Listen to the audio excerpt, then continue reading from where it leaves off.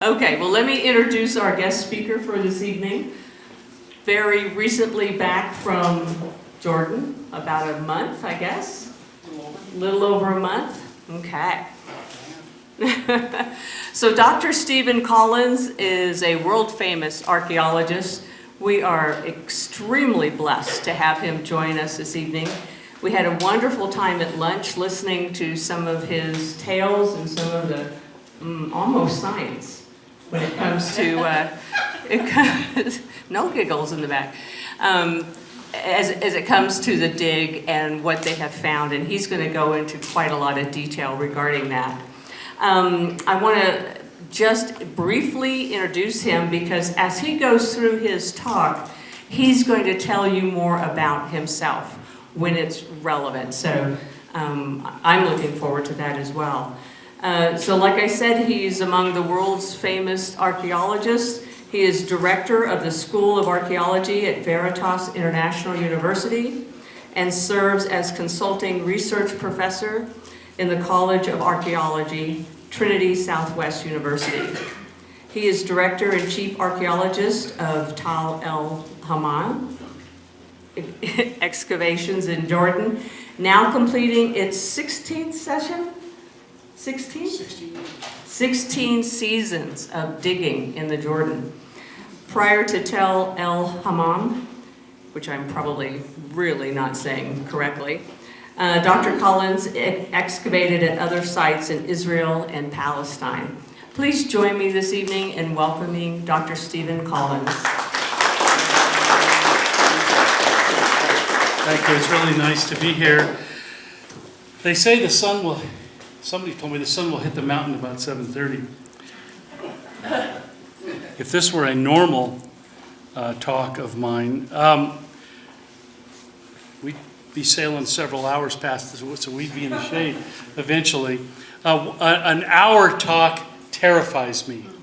This is an introduction to an introduction for most of my, at VIU where I lecture, the shortest lecture I ever do is 3 hours. And usually it's 6 hours, 3 hours before lunch, and then 3 hours afterwards. And because we have students all over the world, and we live stream, but also sometimes they like to come in. So if you stream classes out over weeks, it's very expensive for them. So they can fly in, do an intensive, fly out. And so I'm used to talking a lot. And so, but tonight I have two presentations. One that I will not show you, this one I will. So why in the world would I tell you about the other one? Because I know, I can see it in your eyes, that there are some of you who are going to ask questions to which I will quickly jump to the other PowerPoint to show you pictures of what I'm talking about in answer to your questions. So essentially, there are two sides to this. One is just simply the issue of Sodom. People say, and it is true, we have gotten, our group, our excavation team has gotten more press, probably 100 times more press than any other archaeological site in the Near East over the last 20 years. That's easy to compute. Because some of my colleagues working at sites like Gezer, Lachish, Hazor, and really? And those are great sites. And these are great guys, great archaeologists. They're the best of the best. But who ever heard of those places? But when you claim that you've discovered biblical Sodom, which is sort of a household name, at least up to the last generation. And I always said about the current generation that they better hurry up and really master artificial intelligence because they're going to need it. More than any other generation, they need a little help. When you mention, in fact, I mentioned on a plane to somebody, I'm actually just a millennial, because this was like 7, 8, 10 years ago. And we're talking about being an archaeologist, we're talking about what he did and what I did, and where are you excavating? Tal El Hammam in Jordan, it's a site we think is biblical Sodom. Silence. What's that? Can you imagine? No, you can't imagine, because in our day, it's like a household word. I mean, Sodom and Gomorrah. I mean, it's Las Vegas. I mean, we We always made all those connections. So it was something we understood, but now it's not. But it does kick up controversy. I guarantee if we had never said that Tal al-Hammam was Sodom, because, and I'm going to show you why in a moment, that's what this PowerPoint is all about.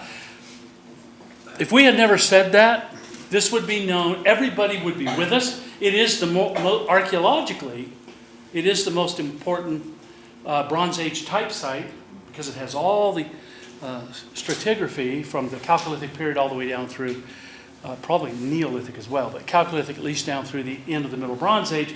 And everything in between, it's continuously occupied. In fact, we now know it as the largest continuously occupied Bronze Age site in the entire southern Levant. And so it's an important site. Our ceramics tie everybody else's together because we have all the transition forms and the evolution of all the ceramic types across that region. We have them, we can see them at our site. Nobody else can, not to that extent. So it's a very, very important site. But boy, I tell you what, the day we mentioned that this could be biblical Sodom, people came out of the woodwork. Our colleagues did. I mean, I have colleagues that I work with that still don't buy it.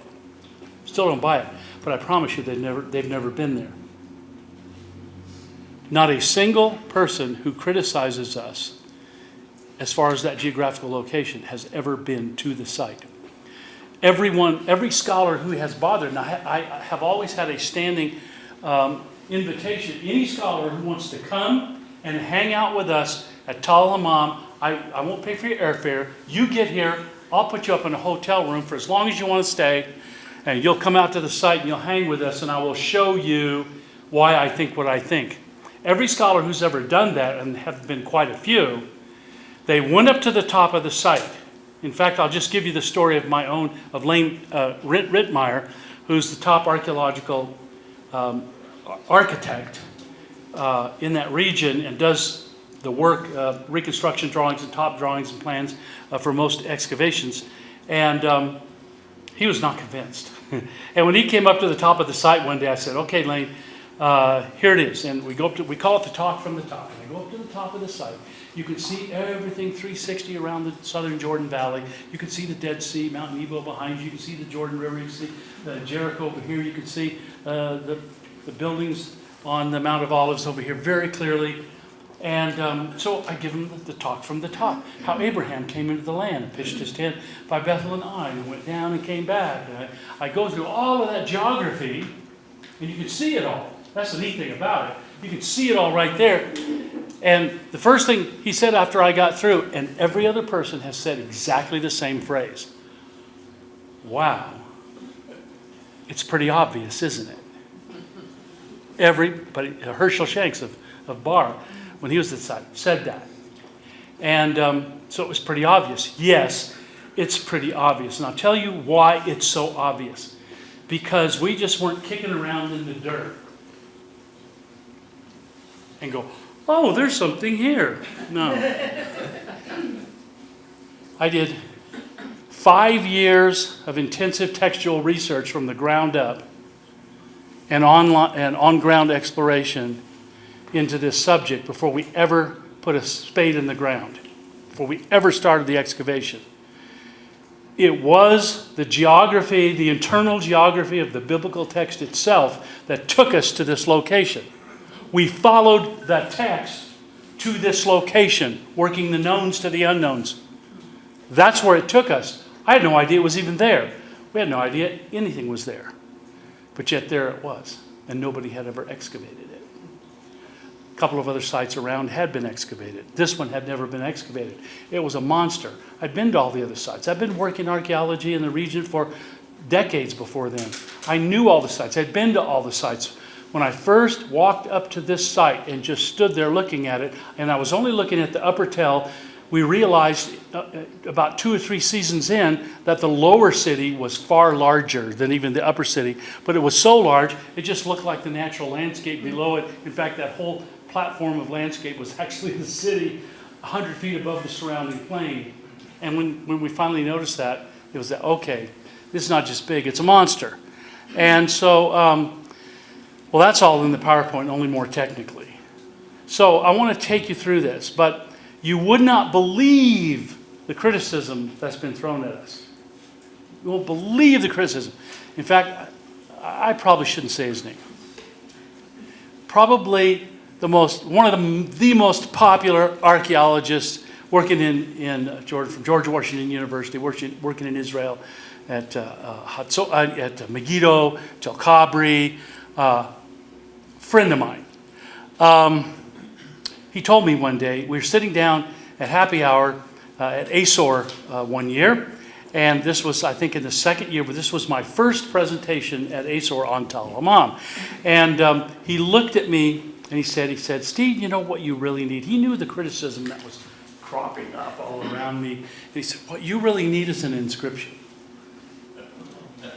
You need an inscription that tells you that's Sodom. Now, I know the score on this. Come on. There isn't a single archaeological site in the southern Levant that's been identified via an inscription. But I guarantee dozens or hundreds of them have been biblically identified, but not via an inscription, except for Ekron. Ekron, was kind of a spoiler, right? They run into a little stela, a little stone. It says, the king of Ekron welcomes you to his precincts. Okay. But there hasn't been another one. And so no site is identified. So this person is working at Megiddo. And I looked at him and I said, okay, that's fair. What in situ, in period, inscriptional evidence do you have at Megiddo showing that that's Megiddo? Deer in the headlights. You see? I said, then don't require of me what you require of yourself, or don't require of yourself and no one else. And he got it. He got it big time, because the next day, first, and I tell you this story because you can't imagine the pushback from the traditional archaeological community. So, next day is my presentation. And the room is crammed. Normally for these things, you have there's like 30 presentations going on at once, right? And you have a few here, a few there. Well, this thing was packed with people standing around the wall. And I'm going, oh man, I'm feeling like hemmed in, right? I'm going to get pot-shotted right here. And so I gave my presentation. 25-minute presentation. That was back a long time ago. Now they're like cranked it down to 15 or something. But I spent 20 minutes just going over the archaeology. And I spent the last 5 minutes of that presentation asking the question, could Tal Hammam be biblical Sodom? That's it. Just a question. And I ran through a little bit of what I'm going to show you. And then if you've ever been to these professional society meetings, and ASOR is the big one, for all the Near East archaeologists, you know that at the end of a presentation, you have like a minute and a half for questions, right? And most of the time, nobody even raises their hand. It's like, okay, that's good. Let's get on to the next one. So I say, thankfully, it was before lunch. Last one before lunch. So I said, are there any questions? Half the hands in the room went up. And I'm going, kind of shocked me, and I'm thinking, I got time to answer one question. And so I'm just scanning the room with my eyes, and I see the fellow I had been with the night before sitting right in the front row. And I said, I shouldn't say his name, but I pointed to him and I said his name. And he said this to me, which sounded really snarky, but it wasn't, because I knew that instead of throwing me a fast pitch, he was doing this to me. Just hit this. And here's what he said, because he sort of wrapped up all the sentiment in the room in this question. Here's what he said. He said, Dr. Collins, do you make this Sodom identification primarily for fundraising purposes?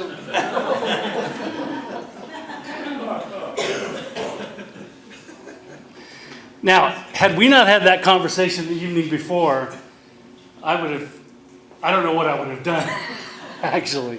I probably would have said the same thing, but not with the same calmness, right? But I knew where this was coming. Here's what I said. I said, that's a great question. Let me put it like this. It was the biblical text who led us to the site. Thus far, the archaeology and the geography of the area is commensurate with, if not identical with, the biblical text.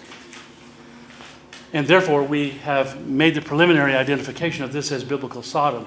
And I really, really do hope this helps in the fundraising. And I got a standing ovation. Everybody just went, whew. The tension was off, and it was like, okay.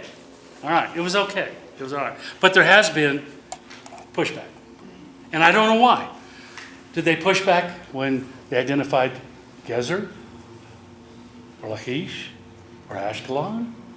Or Jerusalem? Do you know there's no inscriptional evidence for the city of David? How do you even know it's there? All of these are geographical exercises, pure and simple. The awful. We know where David's city was located because there are descriptions in the text of valleys and hills and mountains and rivers and other cities that can be triangulated from, and you can reach a conclusion based on the location of point A because of something about point B and point C and so on. That's what we did in Sodom. It was the biblical text that took us there. And by the way, how many biblical sites are identified on Bible maps that have 1, 2, 3 geographical indicators in the text? Probably 35. Let me give you the top 2. The top 2 biblically recognized on maps sites are Jerusalem. Well, number 2 is Jerusalem. How many do you think? How many separate geographical indicators are there in the text? And by the way, you also have to put the chronological indicators in there as well. Because, if you think a site is a particular site from the Iron Age and there's nothing there but Hellenistic, it can't be that site.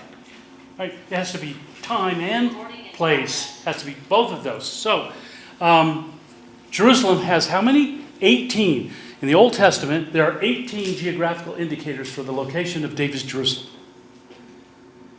Guess how many there are for Sodom? There are 25 indicators. Sodom comes in at number 1 by a long shot.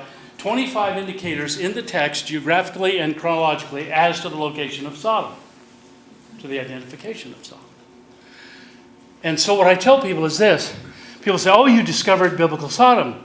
No, I didn't, any more than I could claim to have discovered Los Alamos if someone had given me today a New Mexico map, and I looked at it, and I just looked, and I found the road, and I drove, and I came to it, and whoa, there is a Los Alamos. I saw the sign, and there it is. I could not be the discoverer of Los Alamos anymore with that good map, any more than I could be attributed with the discovery of Sodom using that good map. It's a good map. By the way, except one, virtually every 19th century explorer scholar who worked in the region, either for the government or for missionary purposes or why ever they were there, guess what? When they wrote these massive volumes of geography, because they're riding around on their horses with their Bibles slung over their saddle horn, looking for biblical places, following the biblical text, how many of them put Sodom at the south end of the Dead Sea where the traditional location is? None of them. They all put it north of the Dead Sea. North of the Dead Sea. North and east of the Dead Sea, which is exactly what the Bible says it is. We're going to see that. All right, you ready for this? Here we go. It's 161 slides. You ready? That's the abstract. You have it on your table. I'm not going to go through it. And this is going to be a little bit pedantic. I apologize. I cranked up this presentation from my International Symposium on Archaeology in the Bible presentation from a couple of years ago, and because it's more technical, okay?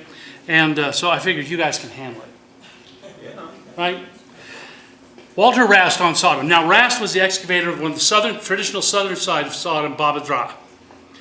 He says, in addition to its cultural and historical importance, Baba Drah figures into discussions regarding the location of biblical Sodom. I'm going to read fast because there's a lot of these. Of Sodom and Gomorrah. The question is whether Baba Drah, specifically the EB3 city, can be related in any way to the biblical city of Sodom, which biblical traditions place in the general region of this area. Really? But anyway, that's what Rast said. By the way, even though I get pot-shotted all the time for trying to identify Sodom, nobody ever raised a voice of objection to Walter Rast for talking about Baba Drah as Sodom. Strange. But anyway, that's the way it goes in this game. So, he says, although certain scholars earlier this century argued to locate Sodom and its related cities at the north end of the Dead Sea, recent scholarship has generally placed the cities at the south end of the Dead Sea Valley. While both Albright and Lapp concluded that Baba Drah was indirectly connected with ancient Sodom as a cult center, perhaps for the cities of the plain, they also assumed that Sodom and the related cities in the biblical accounts lay buried below the waters of the south end of the Dead Sea. That's an etiological legend. The legends were invented by the scholars. The legends about the location of Sodom were invented by the scholars because they have nothing to do with what the biblical text says. They looked at the south end of the Dead Sea and they go, oh, that looks like a place God would have destroyed. I promise you, that's as high as their scholarship gets. It's bizarre to me, but anyway, this is the kind of thing we have to deal with. Here's some more.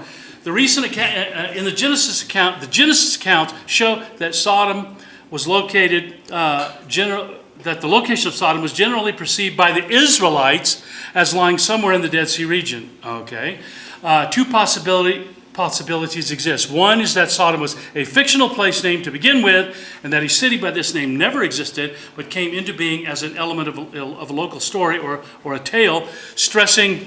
And this is an important part of this.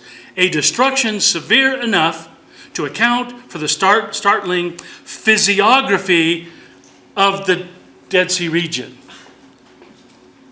See, that's fancy language for not doing any study at all, other than just superficial, oh, it looks ugly. God must have destroyed this. See, how do they get away with this? I have no idea. But anyway, Walter Rass is going to go on. A second and different approach to the problem, he says, however, assumes that an ancient city did exist in the Dead Sea region during antiquity and that its name was remembered, but the location of its ruins was forgotten. If the second of these approaches is followed, the evidence from Baba Drah and Numera becomes as important as the only ancient sites in the Dead Sea. I love this statement. The only ancient sites in the Dead Sea region which remain can possibly be tallied with the biblical accounts.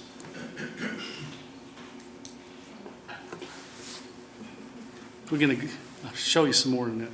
The theory of buried cities beneath the sea seems more tenuous given our new understanding of ancient settlement patterns in the region. That is absolute. Everything in that whole paragraph right there is nonsense. It's absolute nonsense. You're going to see it, and you could go back and read this and go, that's nonsense. Okay?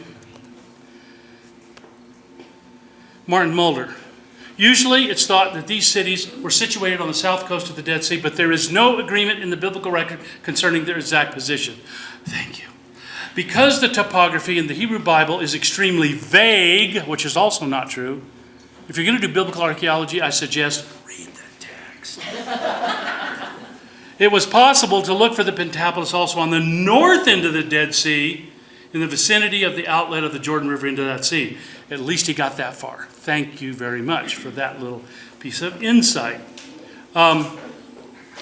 One might find support for this supposition in Genesis 13, 10-12, where mention is made of the plain of the Jordan, and there's a whole bunch more. On the other hand, however, the bitumen pits in the valley of Sodom have been localized in the shallow south part of the Dead Sea. That's also nonsense. You know where most of the bitumen pits are? They're still there today. And by the way, we know that Tal al-Hammam is a bitumen mining center. It's on the north end of the Dead Sea. Well, anyway. And that has to do with the story of Kedorlaomer, and that's a whole other PowerPoint. That's a whole other issue. But let's continue with Mulder. It's highly uncertain, if not improbable, that the vanished cities of the Pentapolis will ever be recovered. Oh, give up. Just give up so easily. Still, on the whole, it is by no means impossible that a big catastrophe in prehistoric times. If they don't even know where the city is and they can't even do any tests on it to see if there was any kind of catastrophe at all, earthquake, whatever, what is this all about? How can you even say that? It's by no means impossible that a big catastrophe in prehistoric times did live on in the memory of the peoples living around the Dead Sea, and that later on, the essential features of that tradition were taken over by the Israelites. Well, there's a little bit of sanity in that whole discussion right there. Now, back to me. Given that neither Rast nor Mulder, or Albright or Lapp or any other Southern Sodom proponent for that matter, provided an adequate analysis of the relevant geographical text for the cities of the plain. Isn't that interesting? They talk about it, but they never provide an analysis of the biblical text, word by word, phrase by phrase, and connect it to all the Semitic cognates if necessary. Now, on what did they rely in arriving at their conclusions about Sodom's location? What was this all about? They relied on their presuppositions. That's what they did regarding the origin and composition of the Sodom narratives, which, in the extent conventional wisdom, assumed that the stories must be either etiological or kernels of historical memory. This is the standard documentary hypothesis. Don't get me started. I teach a class on that, and that's another piece of late 19th century nonsense. Essentially, they pondered their own assumptions, their own belly buttons, and the assumptions of others while virtually avoiding the relevant text and the proper scientific and historiographical analyses that could reasonably ascertain either the veracity or fictionality of the narrative components. In other words, if you're going to do archaeology and going to mention the Bible, then probably you ought to include the text in your mind in your discussion. They also assumed that the conventional wisdom of archaeology about the Dead Sea region statements was correct. But it wasn't correct, and I want to show you that it wasn't correct, and it still isn't correct. They operated with erroneous assumptions about the Dead Sea region settlements that still influence today's most used maps, perpetuating the same critical errors and omissions, as you will see. Now, I want to show you something interesting. This is an early Bronze Age. Now, I had a very good friend. He passed away a number of years ago, Anson Rainey. Good atheist friend of mine. And Anson and I had a very close relationship because we both think geographically. He's considered the premier historical geographer of the region. It is only his atlas of the region, historical atlas, the Sacred Bridge, that's usable, say, in a doctoral dissertation or a master's thesis. Nothing else can be used. His is the definitive one. Here's Sacred Bridge, 2015. I want you to notice something. I want you to notice that little piece of real estate right there. What's on that piece of real estate? Jericho on the other side of the river. What's on the east side of the river? Nothing. Nothing. This is what archaeology thinks it knows about that region. Nothing. It's a blank. There it is. Nothing on Anson Rainey's map. By the way, we had lots of discussions before he died, and he was going to fix it. He died before he could. Here's the intermediate Bronze Age site map. And that takes us from about 2500 down to about 2100 BC. Look at this. Except for a little place named Iktanu, which we now know is one of our many satellites, it's blank. It's a blank. Now let's go to the really important period. The Middle Bronze Age site map of the region. Look at this. It's blank. How is it blank? It's blank.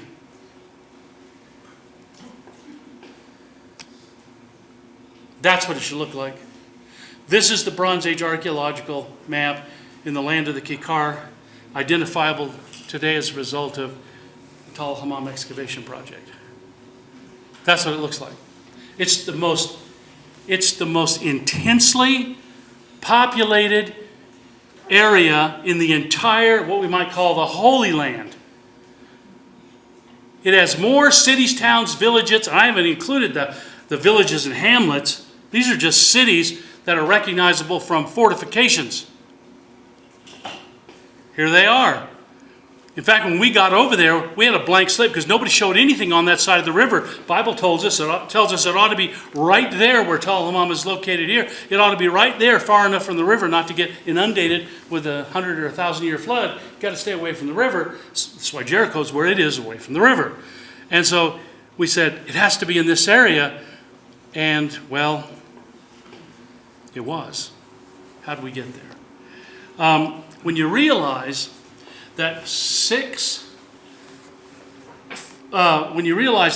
fortified Babadras could fit inside Tal Hammam's fortified perimeter with room to spare, the omission of critical archaeological data from the Sodom discussion looms minimally as unfortunate and perhaps egregious. Baba Draw, which everybody still, not everybody, so many people are shifting over to our site, but so many people still hold to Baba Draw. Baba Draw is a marginal early Bronze Age town that went out of business in 2500 BC. At least 5 centuries before the earliest possible date for the birth of Abraham. But yet, people will still make points. So what gets us from that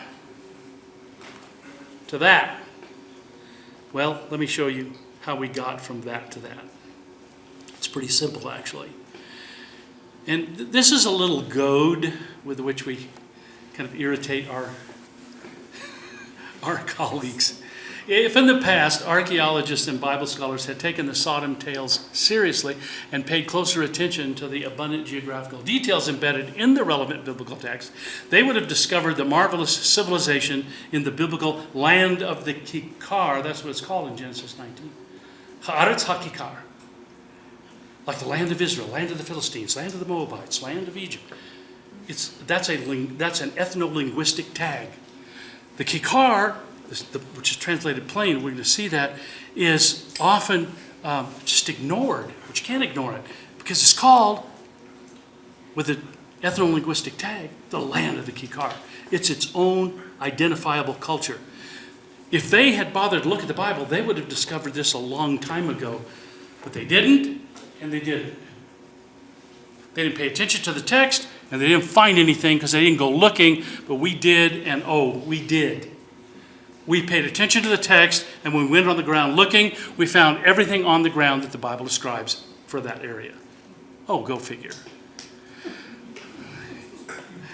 So, testing the reality of a biblical civilization's existence, even narrative elements associated with it, isn't rocket science. I mean, some of you kind of fit into that category, right? You're rocket science, physicists, all right? But it does require that such investigations proceed in accordance with proper historiographical and geographical methodologies, which do have the scientific method at their base if they're done properly. Okay. So, overburdens of literary origin theories and conventional wisdom regarding the historical versus fictional nature of extant ancient textual materials must be laid aside in favor of an objective treatment of the synthetic or testable elements of, in this case, the Sodom narratives. That's what you have to do. And so let's do that. And that's the key. Assume nothing. And I won't go into it, but you'll remember a cute little episode in The Odd Couple. Do you remember that? When they went to court on a traffic ticket, and anyway, he was telling the judge that not to assume anything, and he circles ass and you and me, because if you assume, you make an ass of you and me. Do you remember that? That was a great little episode. But anyway, so we have to analyze the testable components of a given narrative, not the assumptions or hypotheses. You can't assume anything about that narrative. You have to go say, what does the text say? What does it not say? Only go with what it says, and don't meander into what it does not say. You have to take it at face value, but you also have to do a rigorous examination of all the lexicography, the phenomenology, the grammar, syntax, everything. And you have to do that. If you don't, you're in trouble. What's the scientific means of locating an ancient city? Here it is. Analyze all the ancient texts. And I'm not going to do these wholly, just going to go through them quickly. Analyze the geographical language for specificity. Assess the known and unknown geographical quanta from extracted textual geodata. Assemble a theoretical map. And that's your theory, right? That's your geographical theory. You have a theory. What's a good theory? A theory is one that can be either proved or disproved. You can set out the criteria whereby a theory can be proved or disproved. If you can't do that, of course, the analytical philosophers say just sit down and shut up. But the theory here is testable, right? We say, according to our theory of the text, it should be located in this area. Let's go look. There's your observation. So the scientific means of locating an ancient city continues. Analyze the chronological parameters. I mentioned that already. It has to be in the right time frame. Analyze the relevant physical data from everything. Paleoclimatology has become a big deal in our analysis of the biblical text. Why? Because it says in the time of Abraham, Isaac, and Jacob, all during that period, it says, and there was great famine in the land. Well, if you don't take that into account, if you don't do the climatology, you're going to get hit from out of the left field, and you're not going to be prepared. Well, we did that. Assess the points of correspondence and departure from the theoretical text map and the physical data from proposed locations. You might need to make some adjustments in your hypothesis, and so on, and you are familiar with that. I am not going to read this paragraph because I don't want to waste your time on it. It's just basically saying if we can trust for example, the battle accounts of Tutmosis III as being geographically accurate, then the biblical accounts should be taken as well. Because I mentioned this to some scholars at a convocation once. I said ancient geographies never invented fictitious geography. Ancient writers never invented fictitious geography. And somebody raised their hand. She was head of ACOR at the time. And she said, Dr. Collins, you probably shouldn't say never. As a scientist, you shouldn't say never. I said, point well taken. Point well taken. I turned around from her, from the speaker's podium to go to the chalkboard. Then I turned back and I said, oh, and can you give me an example? Can you give me an example of a fictitious geography? No, she couldn't. And I said, well, if you ever find, I'm really interested in this subject, and if you ever find one, I would really appreciate you sending that to me, and also give me the criteria whereby you determine it's fictitious. Never heard from her. That was like 18 years ago. So, what does the biblical text actually say about the location of Sodom and the cities of the plain? What does it actually say? I know what people think. I know what so many of my colleagues say and think. But what does the text actually say? After all, Sodom is only mentioned, well, actually not. We just found it in the Egyptian text. That's exciting. I won't mention that tonight because I don't want to get on that rabbit trail. But we actually found it. What does it actually say about Sodom and the cities of the plain? And Genesis 18, I'm not going to go into that because it's going to tell us where it is. That's the one that's going to go up the valley. Sodom and Gomorrah, Admah and Zeboim unto Lasha. That's going to give us the Canaanites of the valley in Genesis 10. We have to remember in doing this that the stories comprising the text of Genesis are what we call serial geographies. They take the reader from place to place. By the way, did you realize that nothing in the Old Testament, no person or event is introduced in the Old Testament without first place is established? Did you realize that? It's a marvelous geography. And they are very textually, they are geographically oriented in all of their texts. Now, by the way, this is just a little funny, but it makes the point. A little fact overlooked by many scholars. They didn't invent fictitious geographies. Let me show you what I did with this. Whether or not the characters and events recorded by the Genesis writers are fact or fiction, the stories are layered over a real-world geography. That's the point. I mean, whether you want to take the stories literally, the characters literally, the stories are laid over a real-world geography with which those writers were intimately familiar. That's an important point. And so whether the Genesis stories were written during the Bronze Age, which would be the maximalist view, or the Iron Age, the minimalist view, the characters traverse known terrain, either with actual cities, towns, and villages. So they are either living maybe eyewitness descriptions of actual Bronze Age cities, if that is the case, or if they're Iron Age stories, then they're at least correct geography, but maybe etiological legends, right? They're trying to explain why this pile of ruins is there. And so many scholars do that. Now, there's no matter how you slice it, the biblical geography is fact-based. It is not a mythical construct, including Sodom and Gomorrah and the cities of the plain. And I'm going to go through this because I already bumped that. That's those geography data points. And that's Genesis 10. But I want to jump to the key point. By the way, that's the geography. That's the way it looks. You have the valley cities, Sodom, Gomorrah, Admah, Zeboim, up to Lasha, and Sidon, Gaza, and Gerar on the coast. And Joshua actually says the Canaanites are living along the coast and in the Jordan Valley. And there they are, along the coast and in the Jordan Valley. And so it's very clear. Now, where have scholars put them over the last 150 years? Now look at this. By the way, this map is from an 1880s Bible. Right? Look where they put the cities of the plain. It's interesting. How did they get there? How did they arrive at that location? They followed the geography of Genesis. How did the 20th century scholars arrive at the southern end of the Dead Sea? How do they put it down there? Here's what I say. They completely ignored the geography of Genesis. In other words, they may have turned the biblical map just upside down. They just flipped it. And it was just about as scientific as that.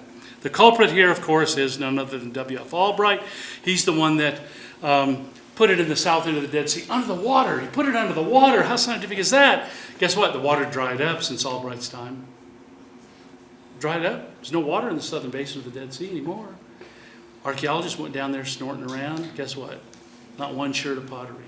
It's a stupid place to build a city or a town or a village in a sump where every time it rains, the area fills up. It's a bizarre thing. Anyway, bless his heart. I'll just, again, Albright goes back to this etiological thing. Oh, it looks like a place God would have destroyed. Now, let's be fair. W.F. Albright was a genius. But sometimes he didn't read the text.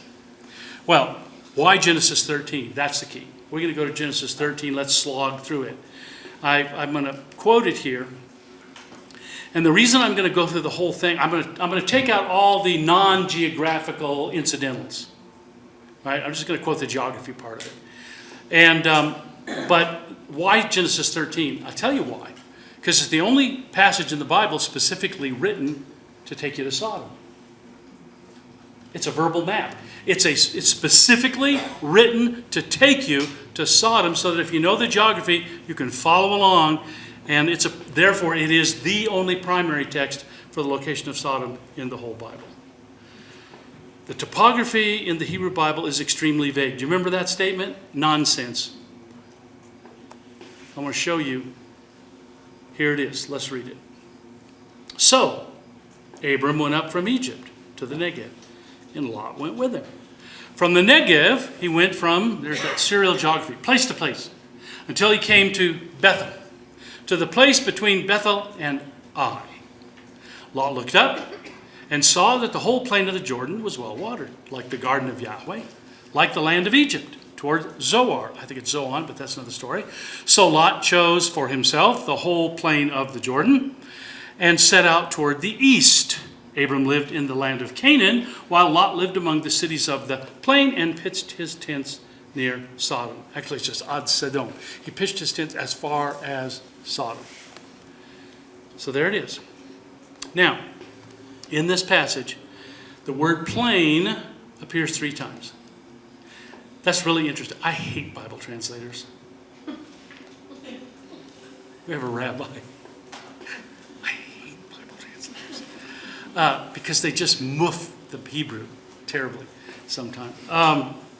The word plain, what is this? In Hebrew, there are 4 main words for plain or low place or bottomland, valley bottom, Bika, Emek, Mishor, Arava.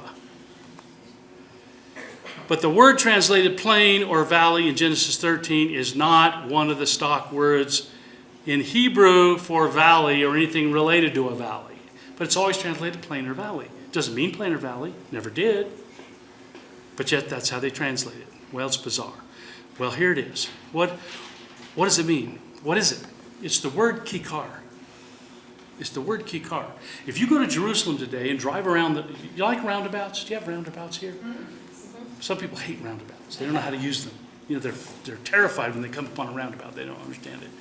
And in Jerusalem, if you go to a roundabout and you look for a sign and you see a sign that names the roundabout, it's going to be called, that roundabout is going to be called Kikkar. Why? Because that's what it means. Kikkar is the ancient word for roundabout. It means circle, disc, round. Okay? That's what it means. Kikkar in the Old Testament refers over 50 times. It's used 68 times in the Old Testament. Over 50 times it refers to either a talent of metal, a talent. You remember talents? Okay? It's a flat circular ingot of metal, or it refers to flat bread. I like talking to New Mexicans because they get that, right? Circular round bread. Oh, yeah. So we're talking about talents or tortillas. That's what this word is. That's what it means. The word Kikkar is also found in every other ancient Near Eastern language. In Akkadian, it's Kakaru, and all the cognates are pretty much the same. Ugaritic, it's Kakaru. In Egyptian, it's Kikkar, which also means to draw a circle in the sand with a stick. And so it always means circle. Never has anything to do with any particular location. Doesn't have any geographical reference at all. And I did that already. Outside the Old Testament, Kikkar has no application at all as a geographical standard. None. The 13 uses of Kikkar in the Old Testament refer to one thing, and it's the circular, the disc-shaped southern Jordan Valley north of the Dead Sea. That's what it refers to. And from all angles, especially up, or when you stand in the middle of it on the ground, you look around, it's like a green disc around you. And if you look at a satellite photograph, you can see it as well. It looks like a disc. It's a phenomenological, what we call a phenomenological secondary referent. Just like we say mesa. We get mesa, right? You get mesa. Why? Because it's flat and it looks like a table. Okay. Well, this thing is round and it looks like a Kikkar. Right? So it's the cities of the Kikkar. It's the plain of the Jordan, of the Kikkar of Hayarden, of the Jordan. Now this is important. Now this is the north end of the Dead Sea. You see that the Jordan River flows down and it widens out, the valley widens out to about triple its size right north of the Dead Sea. This is the alluvial plains because there are multiple rivers coming in too that are annual on the western side and coming in from the east side. They're perennial, but this forms a floodplain. And so there it is. That's the Kikkar of the Jordan. It's really clear. It's the disc. And already did that. Now the Hayarden, the Jordan. And by the way, I've never found anybody talking about this subject we're talking about, whoever asked what the Jordan meant. By the way, it's never the Jordan River. It's not the Jordan River, it's Hayarden, which means the descent or the descending. That's what Jordan means. Of what? Fresh water. It's the freshwater catchment. Everything on the hills, all around there to the north, the snow melt in Lebanon and all that comes down into that Rift Valley, and it flows south, that fresh water, down the Rift Valley to the Dead Sea. And when Hayarden reaches the Dead Sea, which is the lowest spot on the face of the earth, now at 1,300 feet plus below sea level, do you suppose Hayarden, the descent, would terminate? Shouldn't any descending on the surface of this planet end when you reach the lowest spot on the planet? Yes, you can't go any further than that. And thus, Hayarden ends at the north end of the Dead Sea. This is critical. And if you don't understand this, then I tell my colleagues, you're just geographically challenged and you don't belong in this discussion at all. The Kikkar of the Jordan is north of the Dead Sea because Hayarden never refers to anything other than the Jordan River proper. And Hayarden never includes any part of the valley of Sodom, that part of the Rift Valley which is dead, but ends, quote, and this is a quote, and you can look through all these scriptures and it will give you this exact geography. The Jordan ends at the mouth of the Jordan at the Bay of the Dead Sea below Pisgah. So you have Hayarden in the north, the descending, living water. You have the Yam Hamalach, Sea of Salt, a basin of dead water. And that's what you've got. That's the Hebrew conception of it, and that's the way it works. So you have it all ended. Where's Pisgah? Ta-da! Pisgah's north of the Dead Sea. The Jordan only goes to the north end of the Dead Sea. So, I mean, that geographical discussion doesn't even need to continue. But the text says, remember we read through the text, it said it was well watered. How was it well watered? Like the Garden of Yahweh. How is Eden watered? Single river? Springs? Okay. Like Egypt, annual river inundations, depositing new layers of water-laden silt. The Nile does that. Jordan River does that. It's a Nile in miniature. Hydrologically, it's a Nile in miniature. Overflows its banks. In the spring of the year, water goes out several kilometers on each side of the Jordan River, covers that whole area, which is why the settlement patterns give you floodplain, because they don't build closer than they're able, okay, because you're going to get flooded. Now, so that was, by the way, if Moses is writing or collating this text together, that would be a pertinent observation for a guy who grew up in Egypt, wouldn't it? Live and die by these things, don't you? All right, this is the best watered agri-scape in the region. The entire Transjordan aquifer disgorges right here. Those stars are springs. Why is Jericho there? Because there's a big spring there. Why are there no other cities and towns in the Bronze Age around Jericho? Because there's no more springs.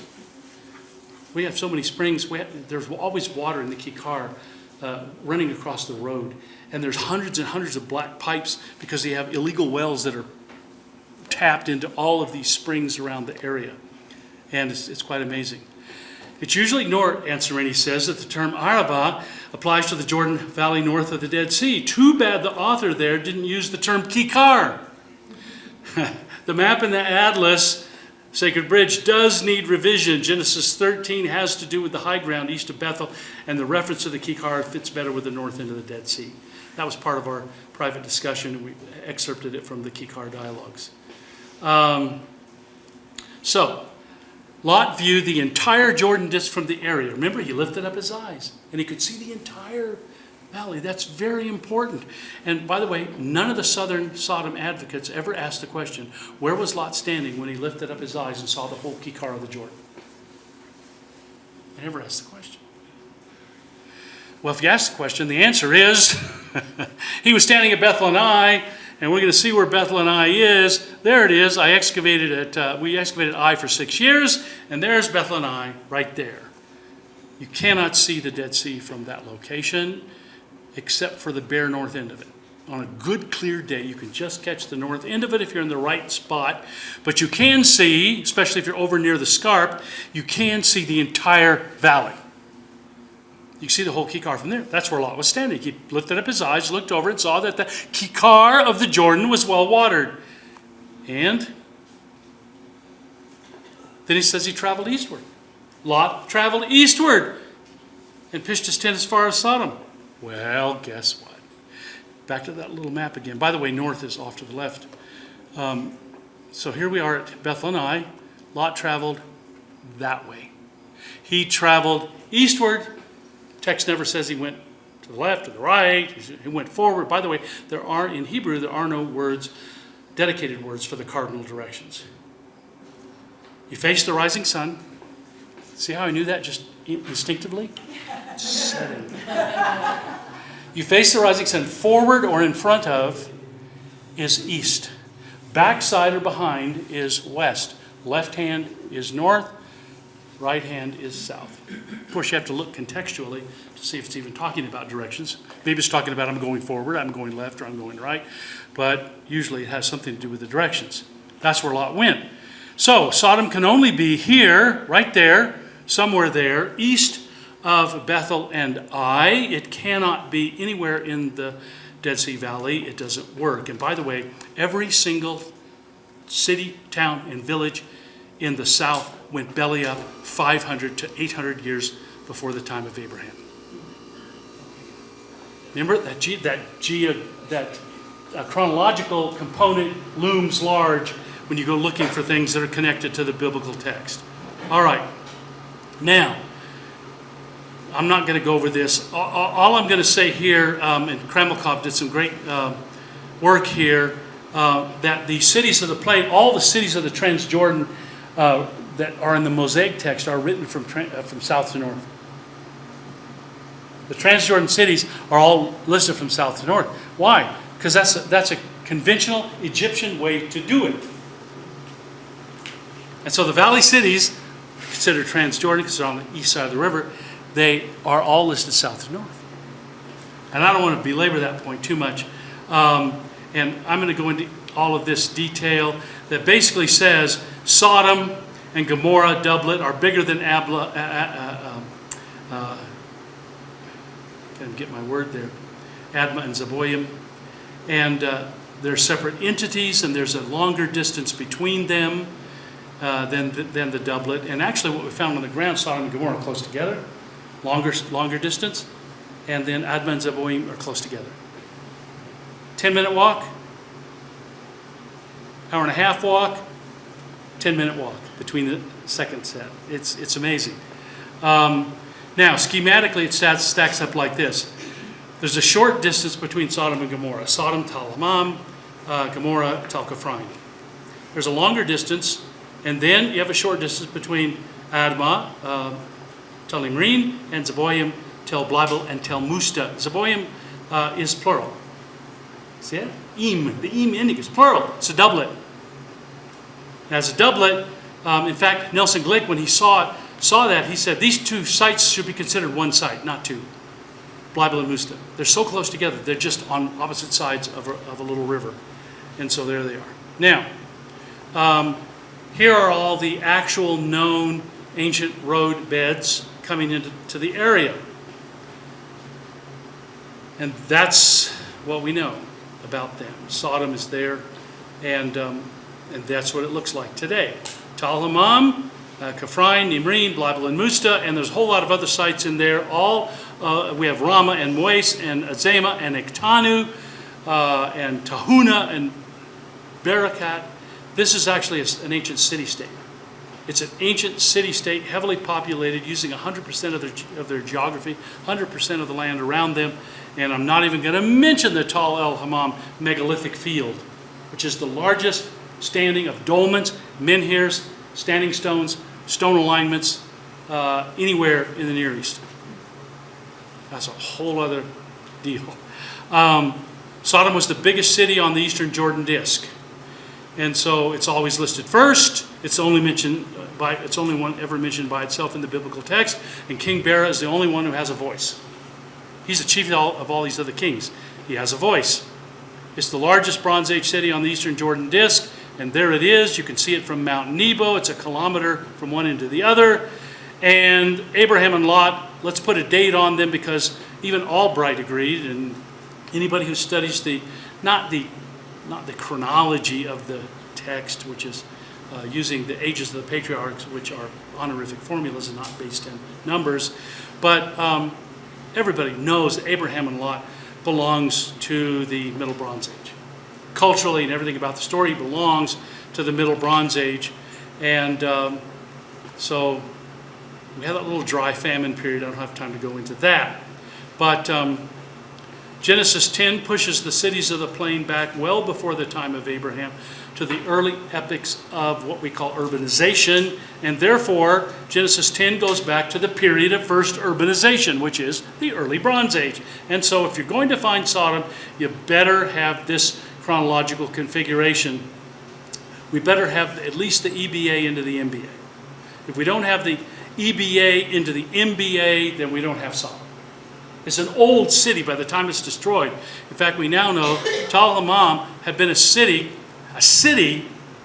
for at least 2,500 years with a major city wall around it for at least 2,500 years before it was destroyed around 1700 BC. It had been there a long, long time. Well, here she is. She's my baby. She's laid over with the early Bronze Age and the intermediate Bronze Age and the middle Bronze Age. It's all there. A little bit of Iron Age 2 on top. But there's a 700-year separation between those things.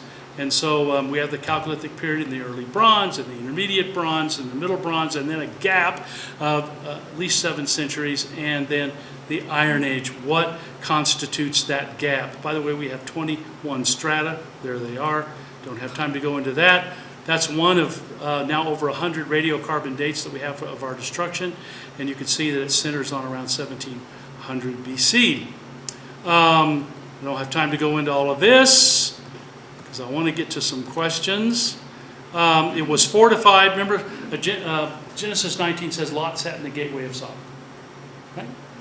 If you have a gateway, you have a fortification. And so here are the defenses. Those are the southern defenses, the early Bronze Age defenses added onto by the Middle Bronze Age folks. Those are the southern defenses. And there's the Middle Bronze Age being added onto the early Bronze Age. It's pretty stunning. It's not the first site to do that, because if you have existing fortifications and they happen to get knocked down by an earthquake and you have to rebuild, then sometimes you use what's left over from the old architecture in the new. But how big is this thing? It's very big. Those are the 3-meter thick walls on this tower alone, and you can see the entire length. By the way, the lower city has nothing over it. When you walk on the lower city, you're walking on the destruction of the Middle Bronze Age. You're walking on it. And so how far do we have to dig to get to the Middle Bronze destruction on the lower city? You're looking at it. You're walking on it right off the bat. We have this magnificent fortification system on those green lines are the preservation. Everything up to those, between those green lines, is preserved on the lower city. It's really remarkable. And so look at that, about a 40% preservation factor. It's incredible. Dr. Lane Rittmeyer drawing the gateway of Sodom, my assistant Carol Cobes. It's pillared Minoan-style architecture in the gateway. What's interesting is that there's no other gateway like this. We are very much in the Aegean tradition of the Minoans. And here's Lane and I, and here's my stupid little reconstruction of it. And then here's Lane's reconstruction of it. And you can see, it's pretty incredible. That's a cutaway of it. You can see the light wells. We believe the way the pillars are configured, that we have light wells in it. And this is all based on the archaeology, by the way. This is not speculative. This is just building up from the stone foundations that actually exist. Here's a reconstruction of a couple of MBA dwellings. There's a couple of intermediate Bronze Age dwellings before that. There's the first look at the MBA rampart we had. Here's my wife and I standing on top of the MBA rampart. This is interesting. The rampart system, everywhere else in the Near East, Mesopotamia, rest of the Levant, all these ramparted fortification systems are made out of rammed earth. Rammed earth, packed earth. They're just big earthen berms, sometimes 5 to 10 meters at the top and 30 to 50 meters at the base. Sometimes supplemental, sometimes just going outward, sometimes freestanding with both inner and outer slopes. We're the only one, as far as we know. We've checked, and we very close friends with the leading expert of fortifications in the Near East, and he confirms this. Our fortification system, including the ramparts, are made of mud brick. The ramparts are laid bricks. How wealthy and organized was this city? It took, we estimate, based on how many mud bricks, based on the size of our mud bricks, how many mud bricks you can put into a cubic meter. And based on the estimated cubic meters of the fortifications of our site, it took somewhere between 40 and 60 million mud bricks to make those ramparts. That's a lot of labor, that's a lot of coordination, that's a lot of work. You have to dig the stuff, you have to put it together, you have to transport it, you have to lay it. And the lay pattern of the rampart is random. Of course it would be, right? It's not going to be brick laid like in the wall above it, sitting on top of it. It's random. Every layer is running in a completely different direction. Makes it extremely strong. Here's the little picture. By the way, that beautiful wall that you see going right across the top, we built that. We built that to keep the erosion from bringing the stuff above it down on us. And so we are working in multiple, you see, what you see here is the higher up is the Iron Age. Down where you see people lower down, that's all the Middle Bronze Age. And you see that very on the bottom and center of the picture, you see that deep probe. It went down 3 meters.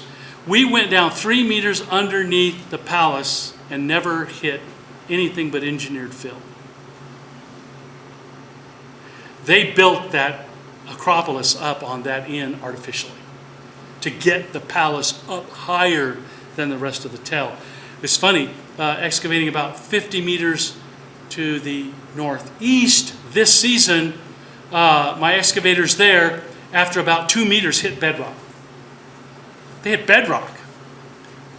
We didn't even come close to anything like that. And they went through the Middle Bronze 1 and the Intermediate Bronze Age and got back into EB3. I mean, they went through all the layers and occupations. We never even got close to that here. So they really, really went to great lengths to build up the palace. There's some of the palace walls.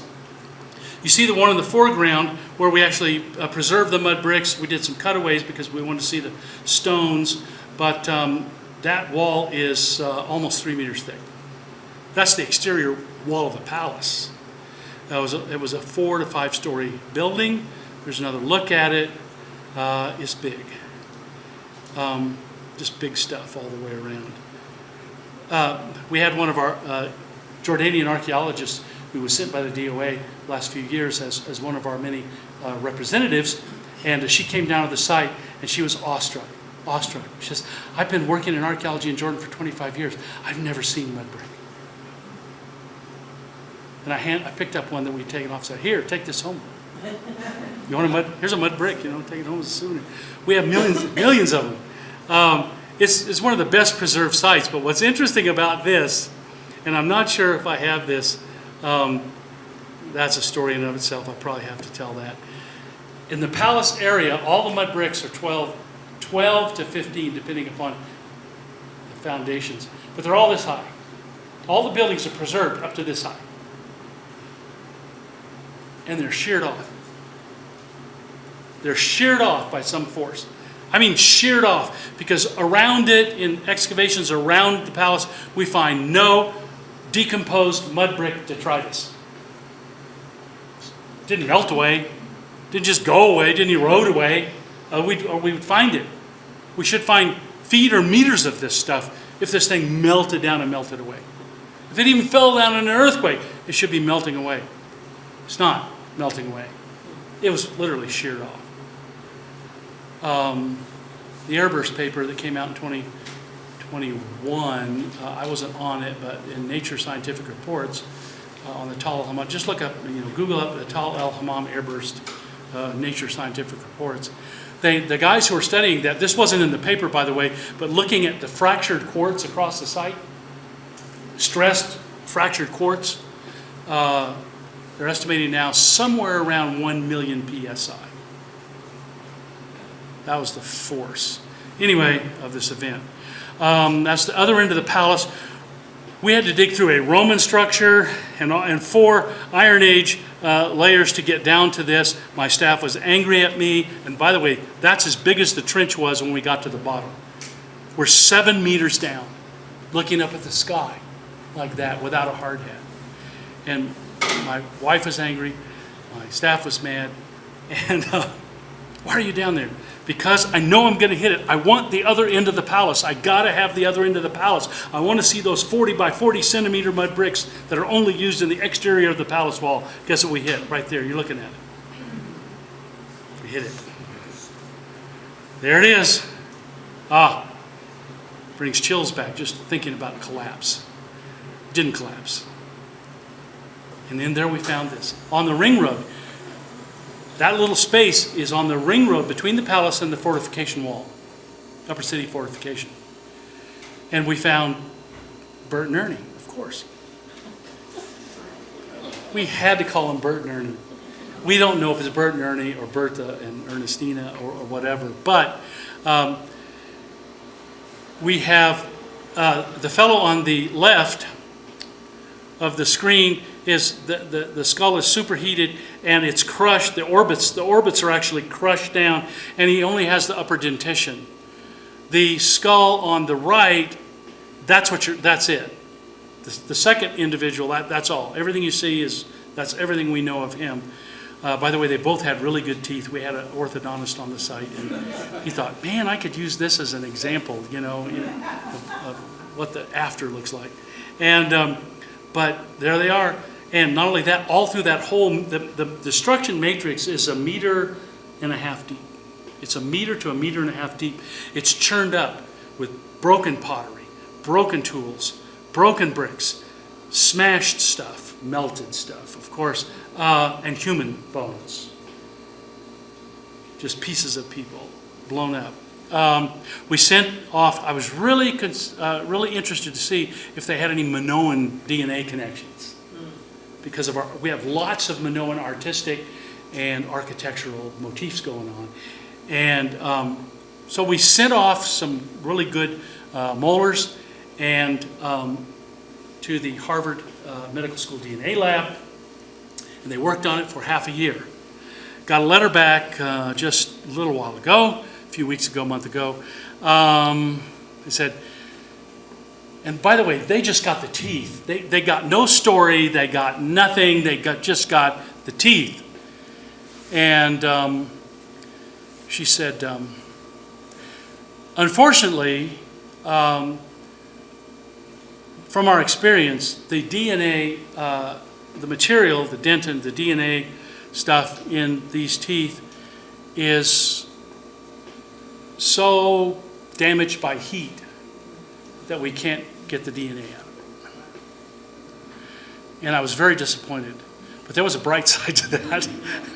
It showed that something went on here of a rather hot disposition. Well, there's the palace. And I'm going to end this thing right here. With the tiles, by the way, we have a special kind of pottery in the palace. And it's beautiful. We call it multi-slipped, cross-wiped palace ware. Look at those colors. It's amazing, isn't it? It's the only place in the entire Near East, in any period, that you get this type of surface treatment on pottery. It only comes from the Sodom palace. Only the Sodom palace has this. And we have a doctoral student writing her dissertation on it right now. It's amazing stuff. But anyway, how do we find Sodom? You look at the biblical text, and you go to the right place. And you have to have the right time, right stuff. Right place, right time, right stuff. Ptolemy has it all. There is no even imaginable criteria for Sodom that is not fulfilled by Ptolemy. Now, if Ptolemy had nothing to do with the Bible, had no suggested connection to the Bible, everyone would just be happy. Everyone would just be happy. But since we made the connection, which was really obvious, and I told the guys on the paper, I said, you guys don't live in my world. The astrophysicists and the people that wrote the paper, after 6 or 7 years of investigating, taking samples, doing electron microscope work and all that stuff, they published their stuff. They're looking for an airburst. I mean, the phenomenology of Genesis 19 says what? Fire and burning stone. Actually, it's burning stone. Goprit va'esh. Fire, burning stone and fire, not sulfur. By the way, this sulfur idea is nonsense. Sulfur is within the semantic domain of that word goprit. But in the scriptures, even it's translated lightning several times. It's a yellow hot phenomenon, whatever it is. But basically, you go chase it back to the early Akkadian and even over into Arabic, it means burning stone. That's why the Quran says, the Quran of the event says, God threw burning stone. Well, that's the same word, same concept. So, burning stone and fire from Yahweh out of the heavens. What does that sound like to you? Does it sound like an earthquake? It sounds like some geological event where some like underground gas belched up and caught it on fire, and somehow the plume of flame landed back on the cities and they burned. You know, people have actually suggested that for Baba Draw in the southern cities. It's like, any geologists here? Go look it up. That has never geologically happened in the history of the planet. Yet they tried to get around the text of it being a cosmic event by doing that. No, it's a cosmic event, pure and simple. And I would say this, if you go to Sodom and you don't find evidence of a cosmic destruction, then the Bible is wrong.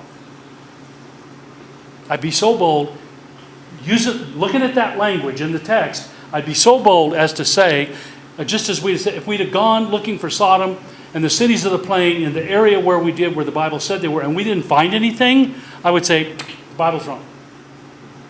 The text is wrong. What did you find?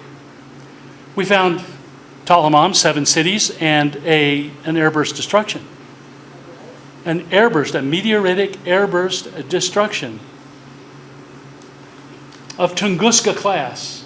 Why Tunguska? Because Tunguska 1908, a meteoritic airburst happened over the Siberian forest and totally burned, decimated, knocked down about 2,500 square kilometers of Siberian forest in a blink of an eye. One of those, about 35,000 years ago, happened over the western Egyptian desert and glazed the entire sand of that area.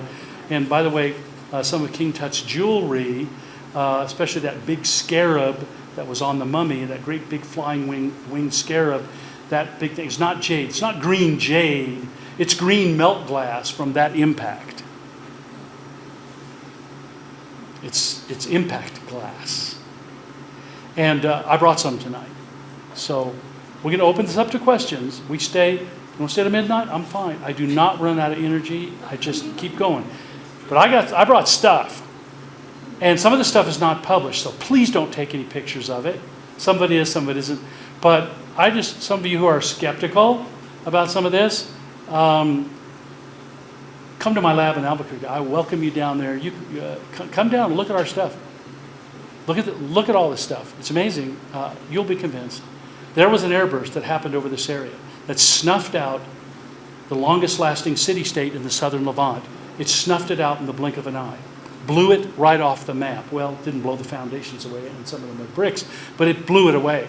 It ended the most concentrated, successful civilization center in the southern Levant in the blink of an eye. By the way, how many cities were destroyed around it? If you get off the Kikkar, how many cities went down around it? None. They all went happily from the Middle Bronze into the Late Bronze Age. If you go up all those roads leading out from Tal al-Hammam and go to any of the cities up on the hills around, or even up the Jordan Valley, 25 kilometers away up the Jordan Valley, dear Allah, marched right into the Late Bronze Age, no problem. Civilization was snuffed out on a very specific 400 square kilometer piece of real estate that had been there. By the way, to make this even more dramatic, did you realize that every single southern Levantine city on both sides of the river went belly up in 2500 BC at the end of the early Bronze period? Did you know that? Did you know Jerusalem itself was not even occupied from 2500 BC down to about 1800 BC? Or Hebron. In fact, not a single town mentioned in the Abraham narratives was occupied between 2500 BC and 1800 BC. When are you going to place Abraham? After 1800 BC. You got to have if you go before 1800 BC, you don't have Jerusalem, you don't have Hebron, you don't have Shechem, you don't have Dan, you don't have Damascus. Sorry, it's just the archaeology, I'm sorry. It's the way it is. And so these people say, oh, Abraham belongs to the 22nd century BC. That's what the Bible says. 4,000 BC creation and 2500 BC flood and 2166 BC Abraham. That's a terrible injustice to the text. It's not what the text says. But no, you got to go with the historical synchronisms. You got to put it in the right place at the right time. And this destruction was big, bad, ugly, instant. And guess what? This is the best watered agricultural landscape in the region. I'm going to prove it to you right now. Remember I just said, what did I say? How many cities in the southern Levant went belly up at the end of the early Bronze Age? All of them. All of them, except one. Talamam continued without a blink of an eye. All of its towns and villages. In fact, we actually found that some of our towns and villages started after 2500, during the intermediate Bronze Age, in the time when nobody else was operational. Talamam arguably had a bump up in its civilization during the time when everybody else went offline. Why? I'll tell you why. Water. The climate went south. You can see it on the climate charts. The climate, the Dead Sea level, right before that period, going out of the EB3 into the IB1, dropped over 150 meters in about as many years. Climate changed dramatically. Got wet after that, went back up, and then civilization developed back. But right about the time of Talamam, we have another little glitch in the hydrology. But Talamam came perfectly through that climate disaster. Didn't even blink an eye. So, let me put it this way simply. When everybody else in the southern Levant went belly up, Talamam continued to thrive. When nobody else in the southern Levant went belly up, Talamam and all of its cities were destroyed.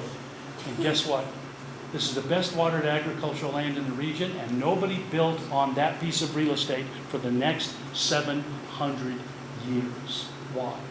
Because we engaged some soil scientists to tell us how fast land recuperates in that arid part of the world, and they said about 700 years before they could farm again, given normal cycles. So it also fits the soil science. So you had a question.